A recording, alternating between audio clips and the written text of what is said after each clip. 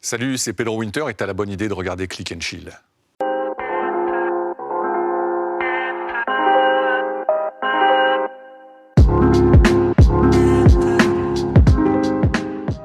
Comment ça va, Pedro?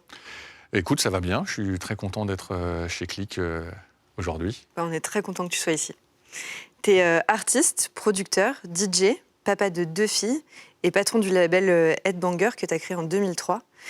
C'est aujourd'hui un des labels français les plus respectés dans le monde. Tu es un mec super occupé, c'est pour ça que ton nom d'artiste, c'est Buzzy P. Là, ça fait plus d'1 an qu'on a connu le premier confinement. Qu'est-ce que ça te fait pour toi qui es toujours en train de faire des choses, d'être au ralenti? Alors, effectivement, je suis au ralenti comme le monde entier, mais ça ne nous empêche pas quand même de bosser dur, de créer des choses. Moi, j'ai toujours aimé être en retrait, en tout cas derrière la caméra. Là, aujourd'hui, ça me fait plaisir aussi de raconter tout ça, mais j'aime bien être en studio avec les artistes, accompagner les artistes, leur donner les moyens de créer. Donc ça, c'est ma casquette de producteur avec Headbanger Records. Et on n'a pas chômé. Donc effectivement, on n'était pas aux 4 coins du monde, on n'était pas en tournée, mais tout le monde était en studio, en train de travailler dur.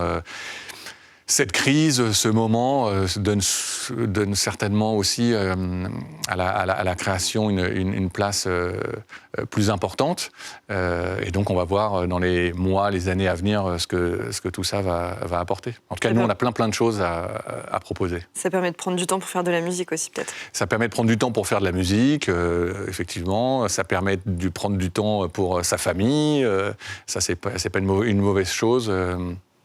On a des vies quand même, nous, de saltimbanques, hein. On est souvent sur la route. Et là, d'être comme ça, avec les siens, en tout cas, moi, je trouve ça assez précieux.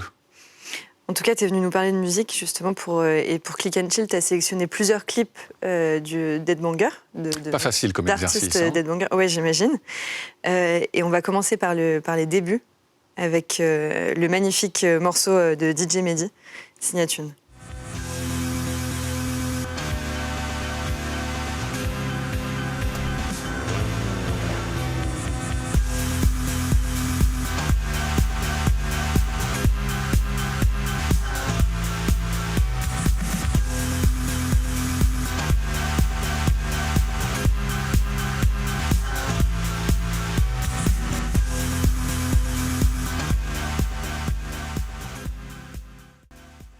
Wow. Ce clip, il est sorti en 2006. Il est réalisé par Romain Gavras. Et quand c'est sorti, c'était un ovni. Le clip en lui-même. Je pense qu'on n'avait pas souvent vu ça. Et je trouve que même aujourd'hui, quand on le regarde, il a encore quelque chose d'avant-gardiste. Ouais, bah ça c'est le talent de Romain Gavras. Et ce qui est génial, en tout cas, là, il y a évidemment beaucoup d'émotions de revoir ce clip et de réécouter cette musique. Le clip, effectivement, c'est les tout débuts de Romain Gavras derrière une caméra, en tout cas pour clipper. Il avait à cette époque-là très peu de clips ou de films à son actif. C'était le premier album qu'on sortait sur le label Headbanger.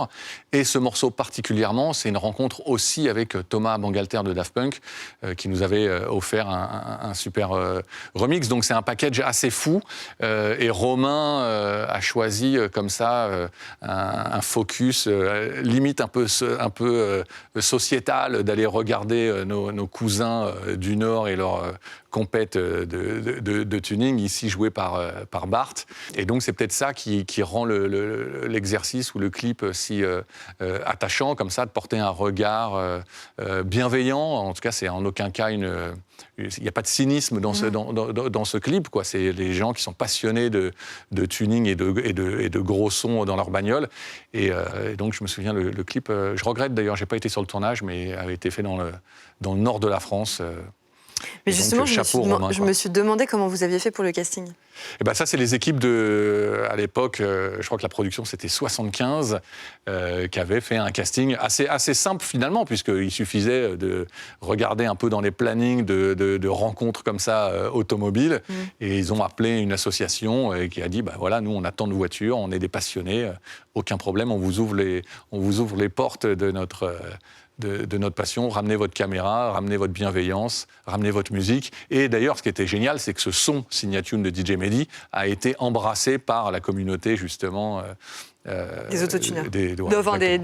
Comment on dit, du coup? Non, mais c'est pas mal des autotuneurs, je pense qu'on le gardera, mais des fans de tuning, quoi. Ouais. Mais c'est vrai qu'il y a quelque chose souvent dans les clips d'Ed Banger, surtout au début. J'ai l'impression que souvent ça montre un peu la vie des gens au quotidien, qui n'est pas spectaculaire, tout en la rendant belle en fait. C'est le but de l'art, ou le but de la poésie, de rendre un peu plus beau ce qui nous entoure. Et effectivement, ce clip-là, c'est complètement ça, quoi. DJ Mehdi, c'était ton meilleur ami. Ça a été ton bras droit au début du label. Pour parler de sa musique, selon toi, en quoi il a marqué la musique électronique française? Il a marqué alors, la musique électronique française et il a marqué aussi le rap français. Et c'est pas rien, justement, et c'est ça qui le rend si exceptionnel, c'est d'avoir réussi justement à porter ces deux couronnes, même si je pense pas qu'il aimerait qu'on parle de lui comme ça de façon royale ou princière, mais en fait il avait ce talent-là d'aller bousculer un peu l'ordre établi. Dans le rap, il a accéléré le tempo, il a commencé à rajouter des instruments électroniques, et dans la musique électronique, il a amené son groove, il a amené sa vision de la musique électronique, et il a mélangé les deux styles. Nous, ça a été une force énorme pour le label d'avoir comme ça un atout dans la famille capable de réunir les deux mondes. Moi, perso, je suis effectivement, mon background vient aussi du hip-hop, donc c'est là qu'on s'est retrouvés. Mais après, mon bagage à moi, c'était la musique électronique, et je lui ai ouvert les bras et fait découvrir ce monde-là, et qu'il a, lui, embrassé, remixé avec son album, avec ses projets carte blanche. Donc voilà, donc c'est un artiste assez unique. Et la preuve en est, malheureusement, on est 10 ans après son accident, on parle encore de lui. Je suis trop fier quand j'entends la jeune génération parler de lui. Je me souviens d'Orelsan qui lâchait une petite référence à Mehdi dans un de ses textes et tout ça. C'est touchant. Il a marqué les esprits. Et je pense qu'il a changé un petit peu la face du hip-hop et la perception aussi de la musique électronique pour les mecs du rap qui pour je ne sais quelle raison, avaient peur un peu de cette musique du démon qui était la musique électronique. Et voilà, et c'est important d'avoir des gens comme ça, très d'union. Mais vous le savez très bien aussi chez Click, c'est ça le combat de tous les jours, c'est un peu réunir. Et lui, voilà, son talent, c'était de réunir les gens sur des dance floors, quoi. Mehdi, il était là au début d'Ed Banger, Somi aussi, qui est le directeur artistique, historique du label. Et il a réalisé le clip d'Embody de Sébastien. Oui. On regarde.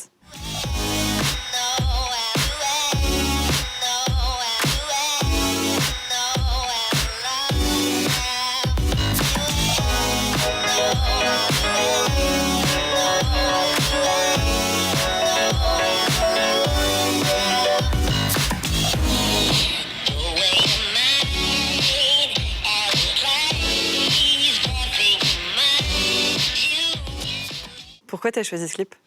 J'ai choisi ce clip d'une part pour célébrer et souligner l'amour que je porte à Bertrand de Langeron, qu'on appelle Somi, qui nous a tout donné au label. Il a amené ses yeux, son cœur et sa patte. Et ce clip, pour moi, c'est un de ses plus réussis. Alors, Somi en a réalisé pas mal, d'autres. Il a été récompensé, il a été reconnu.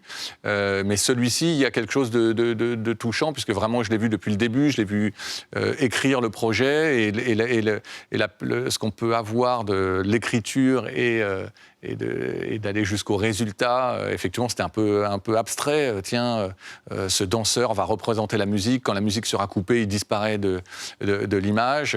Sur le papier, tu dis, ah, OK, mais en le voyant, le casting est incroyable. Il a trouvé un danseur qui va devenir une star. L'image, comme beaucoup de réalisateurs français, le fantasme d'aller tourner avec le soleil californien, ça se voit, ça se voit à l'image. Voilà, c'est poétique, c'est lié à la danse, qui est un autre art qu'on adore évidemment notamment avec la musique qu'on produit. Et voilà, donc j'aime tout dans ce clip. Et pour le coup, c'est vraiment là une preuve comme quoi l'image est importante associée à un titre comme ça. Oui, justement, au début d'Headbanger, vous aviez une phrase que vous mettiez en avant, c'était « Music for your eyes ». Complètement. Music for your eyes, c'est un leitmotiv qu'on a depuis le début. C'est que c'est assez à égalité, c'est-à-dire qu'effectivement, on est un label de musique, donc on veut produire de la bonne musique, même si tout est relatif quand on parle de bonne ou de mauvaise musique, mais en tout cas, on essaye de proposer des choses excitantes. Mais l'image, effectivement, de temps en temps, on a une perception, l'image est là pour un peu compenser un truc qui est médiocre. Et nous, au contraire, on fait en sorte que l'image soit aussi forte que la musique. Et c'est pour ça que là, choisir ces clips avec vous aujourd'hui, ça me fait plaisir. Parce que voilà, quand tu vois ce grain d'image, tu te dis voilà, qu'on a réussi. Il y a un clip d'Headbanger qui a marqué toute une génération. Ah. C'est Dance oui. de Justice. Okay. On regarde.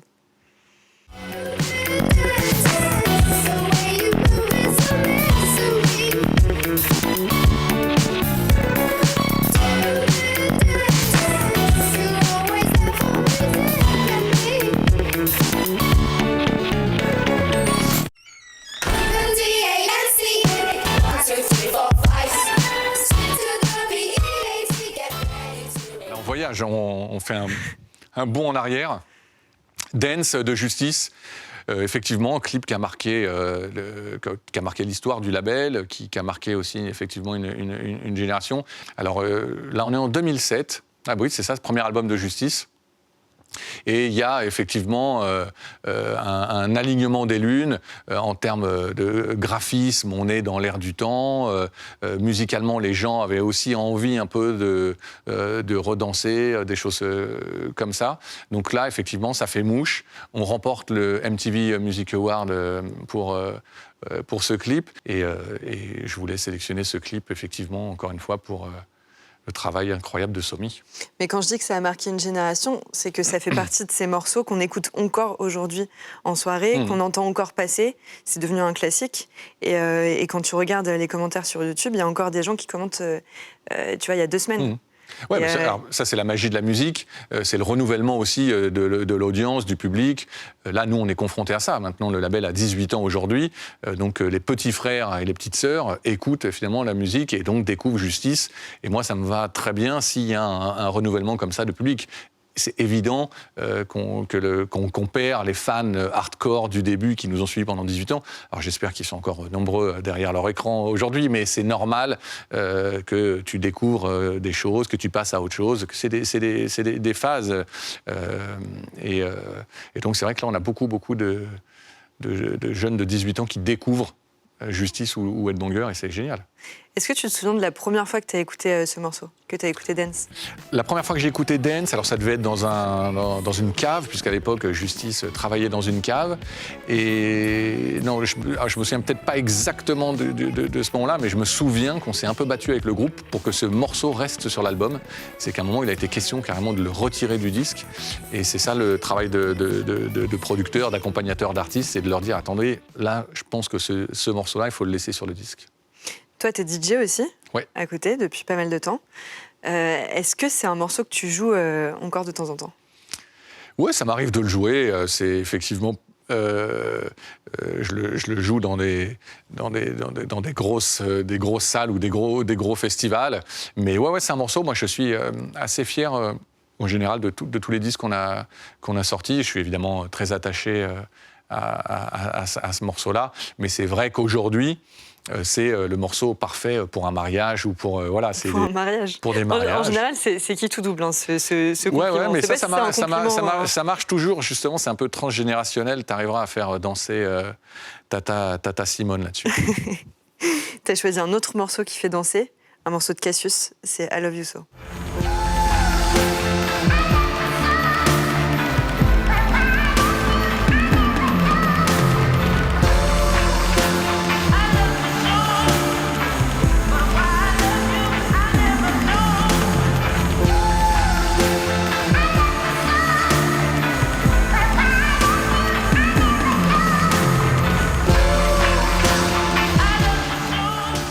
ça fait plaisir de revoir tout ça. Ça va paraître bizarre, les gens vont se dire bah, il a oublié, il a Alzheimer, mais en même temps, ouais, je les regarde pas toutes les semaines. Là, c'est d'autant plus touchant que le morceau, effectivement, il est plein d'émotions. L'aventure Cassius, malheureusement, s'est arrêtée aussi. Il y a maintenant il y a 2 ans. Mais là, je suis content aussi. C'était un beau travail d'équipe. On avait travaillé avec le duo We Are From LA, duo de réalisateurs français. Et l'idée, c'était un peu d'essayer de bouger un peu les règles du clip de base, prendre un morceau, faire de l'image. Là, c'était un peu la révolution des applications. Et on s'est creusé la tête et on s'est dit, tiens, plutôt que de faire un clip, on va faire une application. Et donc, on avait l'application Cassius sur son téléphone, où on avait le playback de I Love You So. Et il suffisait de mettre son téléphone devant sa bouche pour faire un playback du morceau. Et en fait, les images que vous voyez là, c'était plus un espèce de mode d'emploi de l'application, plus qu'un clip en lui-même. Avec tout l'entourage d'Ed Banger à ce moment-là. Ouais, alors ça, on a fait appel un peu à tous les gens qu'on connaissait. Ça a été tourné au Point Éphémère, ça a été tourné chez Colette, ça a été tourné à Motorbass. Voilà, tous les gens qu'on croisait. Chez mon primeur, rue Ramet, où j'achète mes fruits et légumes, je vois là à l'écran. Tu le conseilles ? Pardon ? Tu le conseilles ? Je le conseille, évidemment. Voilà, donc ça, c'était aussi... là, pour le coup, vraiment dédicace au morceau, parce que le morceau, là aussi, c'est devenu un classique fédérateur, samplé par Jay-Z et Kanye dans Watch the Throne. Donc, superbe moment, et big up aussi à Zdar et Boombas de Cassius qui nous ont laissé eux qui sont plus conventionnels, disons, en disant voilà, nous on veut un vrai clip. Là, ils nous ont laissé les a embarqués dans un truc qui est un peu différent de ce qu'ils ont toujours fait, puisque Cassius, au même titre que Daft Punk d'ailleurs, ont toujours été très attachés à leurs clips. Ils ont toujours fait des clips ambitieux et révolutionnaires. Et là, on les a un peu embarqués sur un autre terrain, quoi. Tu parlais de Kanye. Ouais. On m'a dit que tu avais des anecdotes pas mal à propos du clip de Good Life. On regarde.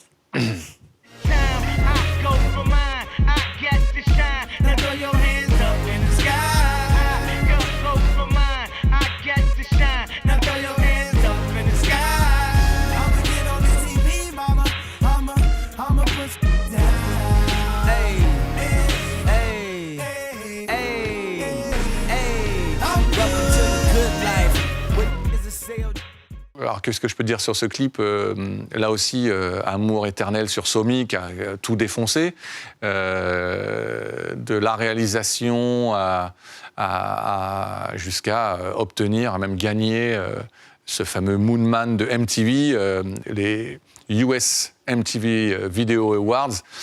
J'étais jaloux absolu de ne pas être à ses côtés pour récupérer ce prix. Ce clip, Kanye lui a commandé, on était dans la foulée de Dance que vous avez vu avant, donc là aussi, avec la touche de Somi, son rapport au dessin, à la fois pop, à la fois graffiti, et c'est ça. Les gens se demandent un petit peu quelle est l'implication de Somi dans toute cette inspiration graphique de cette époque-là, milieu des années 2000. Et ben c'est ça, c'est mélanger un peu sa pop culture, mélanger le graffiti du hip-hop et lui donner un nouveau champ d'expression. Et c'est ce qu'il a fait avec magie dans ce clip-là. Et ouais, non, petite anecdote rigolote, c'est que j'apparais 50 fois dans le clip, et donc je laisserai aux auditeurs le soin de regarder ce clip, et Where is Charlie, où est Busy P dans le clip. Mais ouais, je crois que j'ai... Dans les lunettes de T-Pain ? Non, tu verras, c'est un peu plus évident. On sent, finalement, une fois que tu vas le voir, tu vas dire « Ah oui, effectivement ». Mais bon, là, je peux vous donner un petit... C'est forcément sur les billets, alors ? Non, c'est sur tout l'écran. Mais justement, si tu l'as pas... Ok. Ah, mes pauses. Donc là, tu comptes, et je crois que j'apparais 50 fois dans la foule. Donc ça, c'était la petite dédicace de Somi qui m'avait bien fait marrer à l'époque. Et de toute façon, mais Bertrand, Somi, il m'a toujours utilisé en tant que petit personnage. Dans le clip de Kid Cudi qu'il a fait aussi, je me retrouve dans les dessins de Somi. Mais ça, ouais, c'était une réalisation parfaite. Et bon, et pour aller jusqu'au bout de l'anecdote, ce qui est assez marrant, c'est que quelques mois plus tôt, Kanye West ne savait absolument pas qui était Justice ou qui était Somi. Il était monté sur scène comme ça au MTV pour revendiquer la victoire pour son clip $1 million face à un petit duo français qui s'appelle Justice, qui avait gagné un clip pour Never Be Alone, un clip qu'on avait monté comme ça avec le réalisateur Jérémy Rosan. If I don't win, the award show loses credibility. I appreciate it, man. You know, it's nothing against you. I've never seen your video. It's nothing against you. But hell no, man. I love y'all. Hey, you should have seen the video, man. Et finalement, c'est drôle l'histoire que un an plus tard, il remporte un MTV Award avec le réalisateur sur lequel il avait un peu marché un an avant. Mais c'est une relation comme ça qu'on a toujours eue avec Kanye. Un peu d'amour-haine, quoi. Un peu d'amour-haine, mais finalement beaucoup plus d'amour, parce qu'on adore sa musique, même si on est un peu moins fan du personnage. Mais c'est un mec brillant. Et ça, moi, c'est la seule face qui m'intéresse chez lui, quoi. En tout cas, il en a fait une habitude ensuite de monter sur l'estrade des MTV Music Awards. Exactement. Pour gueuler, mais bon, ça, c'est une autre histoire. Le clip s'appelle Good Life. C'est quoi pour toi la Good Life ? C'est avoir la chance de pouvoir choisir, et c'est ça qui est précieux aujourd'hui. On parle de liberté sans arrêt, mais finalement le plus grand des luxes, c'est de pouvoir un peu choisir ce que tu as envie de faire, ce que tu n'as pas envie de faire, où sont tes limites, reconnaître quand tu arrives à faire quelque chose, reconnaître tes erreurs. Donc la good life, moi j'ai la chance de la vivre, me réveiller le matin en pensant aux projets sur lesquels je vais bosser, en essayant de créer des rencontres, aller chercher le nouveau producteur, la nouvelle réalisatrice. C'est ça la good life, c'est avoir la chance de vivre de sa passion et il y a un truc que moi j'ai appris avec mon expérience avec Daft Punk, c'est la capacité à réinvestir dans ses propres projets pour continuer à en faire plus. C'est-à-dire que nous, on est un petit label indépendant. On est vraiment une petite structure, mais donc ça fait 18 ans qu'on existe. Et les réussites des uns permettent la création des autres. Évidemment qu'on a fait plein de choses, plein de disques que les gens ne connaissent pas. Là, c'est génial de regarder les clips et les morceaux que les gens ont en tête ou ont dans leur cœur. Mais je pourrais vous passer plein d'autres. On pourra faire un autre Click and Chill où je vous passerai plein de choses que vous avez ratées. Mais j'en suis tout aussi fier. Et donc voilà, donc la good life, c'est d'avoir la chance de pouvoir continuer à épauler Justice, Breakboat, Mister Oiseau, mais à continuer aussi des projets un peu plus underground, mais tout aussi excitants et fascinants, quoi. Tu disais que c'était pouvoir choisir aussi. Ouais. Et c'est vrai que toi, tu as effectivement plusieurs casquettes, dont celle aussi d'artiste et de producteur. Je te propose qu'on regarde le clip de Génie. Ah, très bon choix.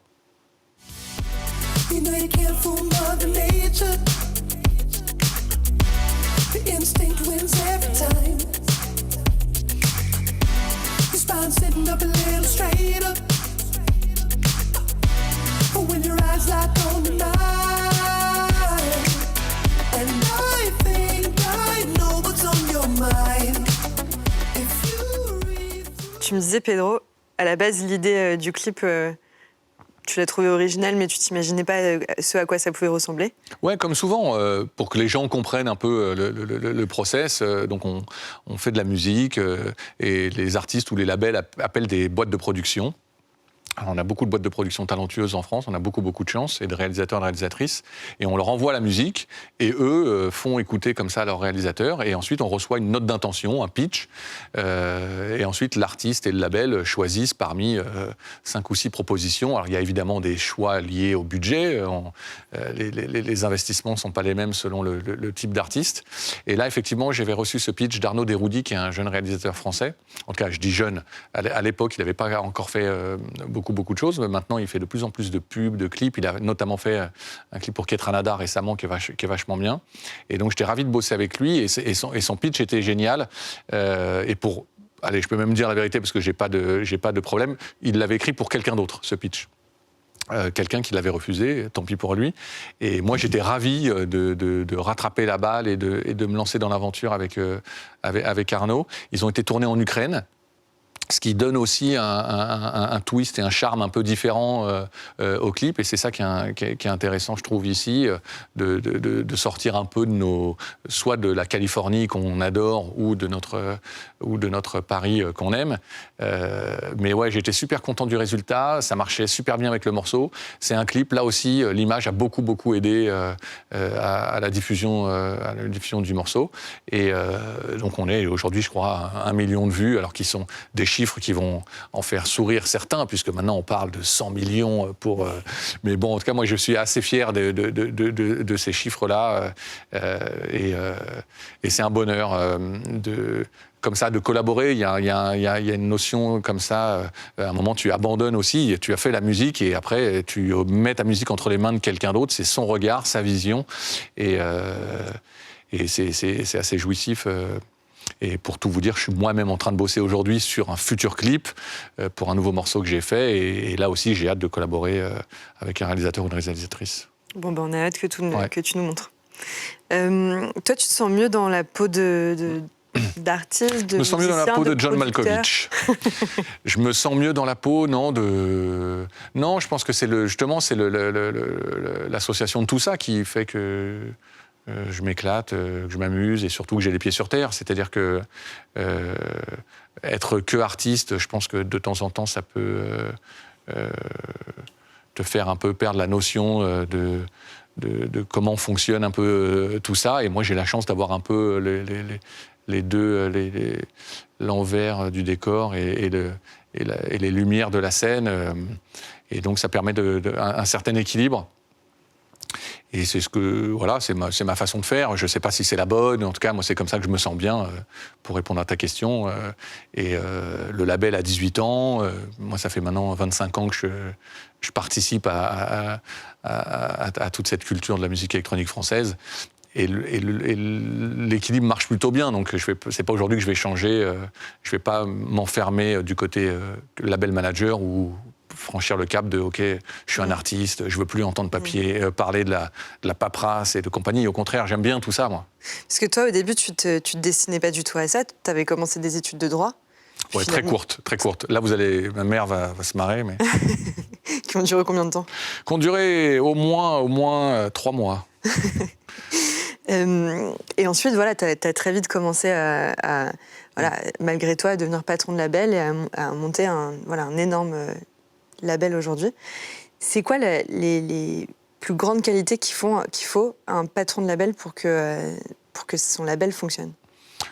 Alors moi, je suis pas très bon donneur de leçons ou de conseils. Chacun a son parcours, chacun a sa sensibilité. Moi, j'ai eu beaucoup de chance. Juste pour reprendre un peu ce que tu dis, j'ai quitté le droit pour me lancer dans l'aventure avec un groupe Daft Punk. On avait 20 ans tous les trois. Donc ça, c'était bien avant de monter le label. Et moi, j'ai eu la chance finalement d'apprendre à leur côté le métier, accentuer un peu mon exigence. Et j'ai appris à côté des meilleurs. Donc effectivement, c'était peut-être plus facile pour moi de monter mon label après avoir passé 12 ans à côté des plus grands producteurs français. Mais le truc que j'ai retenu avec eux, c'était ça, c'était la patience.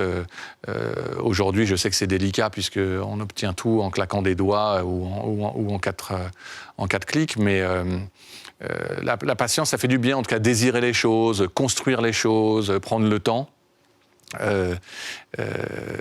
Voilà, donc moi c'est ça que j'ai appris et effectivement aujourd'hui on fête les 18 ans du label Headbanger et c'est pas grand-chose, 18 ans, et en même temps, c'est quand même énorme quand tu vois un peu la conjoncture actuelle, de rester indépendant, de continuer encore une fois à investir, à miser sur des projets.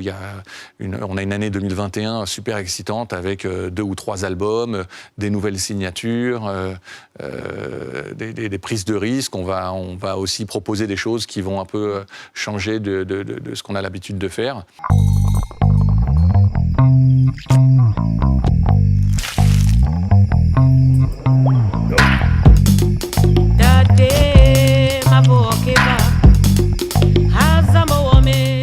Donc voilà, oser des choses, prendre des risques, réinvestir, penser à ça aussi, penser à ce que une fois que tu réussis quelque chose, va pas le flamber à côté. Au contraire, peut-être que la réussite que tu as eue aujourd'hui, elle peut servir à écrire le prochain chapitre. Et moi, c'est comme ça que je fonctionne. Donc c'est effectivement la notion de patience. Après, pour partir dans des choses plus philosophiques, la bienveillance. Moi, je pense que c'est bien aussi d'avoir un discours positif, inclusif, et je pense que ça aussi, on l'a montré depuis toutes ces années-là avec le label ou même avec la musique électronique française depuis toutes ces années. C'est un mouvement, c'est un mouvement qui embrasse tous les gens différents, et donc voilà. Depuis toutes ces années, tu le disais, la musique, elle a évolué, et la consommation de la musique, elle a évolué aussi. Et je me suis posé la question, bon, ça n'a pas beaucoup de rapport, mais j'ai envie de te demander quand même. Je sais que tu as une fille qui a l'âge d'aller sur TikTok aujourd'hui. Il y a beaucoup de morceaux. Ah merde, attends, ils vont sur TikTok à 8 ans? Ouais, c'est grave. Ah moi, elle va pas sur TikTok. Mais je sais qu'il y a aussi beaucoup de morceaux qui pètent grâce à TikTok. Qu'est-ce que tu penses de ça? Des gens qui dansent sur des morceaux avec des vidéos de 30 secondes? Je pense qu'il ne faut pas être vieux con. Les réseaux sociaux, ils traversent les générations. C'est une nouvelle façon de s'exprimer, une nouvelle façon de communiquer. Encore une fois, il faut plus essayer d'apprivoiser, d'adopter l'outil plutôt que de se sentir esclave de TikTok ou des réseaux sociaux. Donc moi, c'est ça que je vais expliquer à mes enfants. Il n'y aura aucun problème qu'elle découvre YouTube. Là, elle est en train de découvrir Britney Spears en ce moment. Je ne vais pas lui dire, non, va pas écouter Britney Spears et Toxic, qu'on écoute en boucle à la maison, mais lui expliquer les choses, et ça sera pareil pour les réseaux sociaux. Encore une fois, c'est à nous de prendre les choses en main. Nous, au tout début d'Headbanger, MySpace, c'était le grand phénomène. Et pareil, on a apprivoisé l'outil et on s'en est servi pour notre diffusion de notre musique, notre promotion. Donc rassurons les parents que nos enfants s'éclatent sur TikTok. C'est très bien. Il vaut mieux qu'ils dansent sur de la musique. J'espère qu'ils vont découvrir des choses. Alors je dis ça, je connais pas bien l'outil. Il doit y avoir j'ai des copines, et je salue Alice, je fais un petit coucou à Alice Moitié qui, dans ses stories, nous balance des extraits de TikTok. Alors effectivement, de temps en temps, il y a des trucs assez corsés. Mais encore une fois, le monde a besoin de ça. Le monde a besoin de barjots, de trucs un peu différents, de mecs barrés. En tout cas, toi, tu n'es pas sur TikTok, ta fille non plus. Non. Mais Mid, il est sur TikTok. Ah, Mid, il est sur TikTok, certainement. Là. Voilà, et Alice Moitié, dont tu parlais, elle a réalisé le clip de All Inclusive, que tu as aussi sélectionné. On regarde.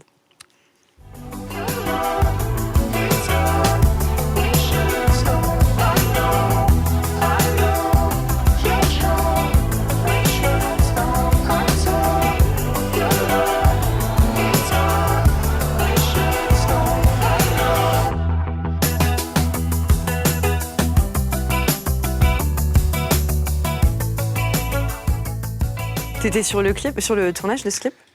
Non, alors j'étais pas sur le tournage, mais tout simplement j'étais pas sur le tournage parce qu'il faut, là aussi on peut dévoiler un secret, on est entre nous sur Click, c'est des vraies vacances. C'est-à-dire que Mid partait réellement en vacances avec sa famille sur comme ça en croisière, et lors d'une réunion, on a de fil en aiguille avec la réalisatrice Alice Moitié, on a dit mais attendez, moi je leur dis mais attends, je te paye un billet. Va avec eux et aller documenter ce moment. Et leur talent, ça a été justement d'aller là-bas avec une caméra et de se filmer comme si c'était des vacances en famille et d'en tirer ce clip ovniesque de All Inclusive qui a été pour nous la carte de visite parfaite pour Mid, pour présenter le personnage. On sort d'ailleurs son album, là, son premier album le 30 avril. C'est un bonheur de travailler avec lui, et notamment avec Alice Moitié. Il travaille en binôme, elle a la direction artistique. Et là, ça a été l'exemple parfait d'une association de bonnes idées, d'un budget maîtrisé, puisque ça n'a pas coûté des millions d'euros, puisque c'était vraiment des vacances qui étaient organisées. Et surtout, voilà, ça a été tellement viral, les gens se sont tellement marrés de voir comme ça un personnage, un anti-héros. Et c'est ça qui est attachant avec Mid, c'est que les gens se retrouvent aussi voilà, dans le personnage. Il y a quelque chose d'absurde et de punk un peu chez Mid, je trouve. Ouais, bah, tant mieux. Bah, alors, je suis ravi que tu le sentes comme ça. Punk, il y a toujours eu aussi cette volonté-là à travers son personnage, mais même à travers le discours du label, punk dans le sens où, effectivement, envie de faire les choses un peu à notre propre façon, à notre sauce. Et si un jour on a envie de faire un clip comme ça et un autre clip à Hollywood, on le fait, on fait un peu ce qu'on veut. Mais non, là, ce qui est génial, c'est que ça a donné le ton de la campagne qu'on mène encore aujourd'hui sur Mid, où voilà, on n'a pas trahi, quoi. C'est vraiment lui, ce personnage-là, et aujourd'hui, il est encore pareil. Alors l'autre jour, on a fait un clip, en animation, on a fait des déménagements dans Paris avec lui. Là, il y a le dernier clip qui vient de sortir de Let You Speak, où il est parti en randonnée dans toute la France, et ça s'est mal fini. À chaque fois, il y a un côté un peu documentaire de sa vie, et voilà, on ne sait pas quelle est la part de réalité et la part de fiction. Bon, on espère qu'il ne coule pas des enfants en vrai dans les piscines, quoi. Et malheureusement, c'est pas un chic type, ce Mid. On est déjà à la fin de l'interview, Pedro. Ça fait 18 ans que tu produis de la bonne musique. Du coup, je voudrais te demander, pour toi, c'est quoi un bon morceau ? Oula, ça c'est la question qui fâche, Charlotte. C'est la question qui fâche parce que moi, j'ai pas la prétention de faire de la bonne musique, ou en tout cas qu'elle soit meilleure qu'un autre. Ce qui est intéressant, c'est la proposition. Moi, c'est ça qui... le jugement de valeur, il est un peu déplacé, un peu décalé aujourd'hui. Tant que les gens le font avec passion, bienveillance, voilà. Évidemment que j'aime pas tout. Moi, il y a plein de choses que je peux pas écouter à la radio ou sur le net. Nous, voilà, notre force, encore une fois, c'est de proposer une palette assez large. DJ Mehdi ne fait pas la même musique que Justice. Monsieur Oiseau ne fait pas la même musique que Mid. Et moi, je fais pas la même musique que Fille. Donc voilà, on a une palette, on a une proposition assez large. Le point commun de tout ça, c'est notre amour, voilà, de l'image, des nouvelles technologies, et notamment de la production musicale. Voilà, on est attaché à tout ça, à l'indépendance. Mais on n'est pas mieux que les autres. Mais on le fait avec le cœur et ça fait 18 ans que ça dure et je pense que c'est ça le plus précieux finalement, c'est cette constance qui fait qu'on a un rapport un peu particulier avec notre fanbase et avec les gens qui nous découvrent aujourd'hui à travers justement des fenêtres comme la vôtre. Moi, c'est génial aussi qu'on puisse aller toucher d'autres publics. Moi, je suis pas du tout pour l'entre-soi, le microcosme parisien. Effectivement, on est connu dans notre scène, puisque ça fait longtemps qu'on est là, mais moi, je suis pour créer des ponts avec d'autres gens. Je cherche des artistes féminines à signer, parce que je dois reconnaître que ça a été un des manques du label. On avait Uffy, qui était un peu notre petite princesse. On était tous comme ça au garde à vous pour lui produire ses disques. Mais peut-être qu'on a raté ce petit truc-là, tu vois, avec le label, comme quoi on ne réussit pas tout ce qu'on fait. Mais voilà, en tout cas, on n'est pas meilleur que les autres. Mais en tout cas, j'espère que vous continuerez à entendre parler d'Ed Banger les 10 prochaines années. En tout cas, c'est vrai que tu as souvent parlé de rassembler les gens et de mélanger les univers aussi. Et la musique, c'est un bon moyen de le faire. Et vous le faites très bien, donc on va continuer à écouter ce que vous sortez. Super. Avec grand plaisir. Merci Charlotte. Et merci beaucoup Pedro. Baby,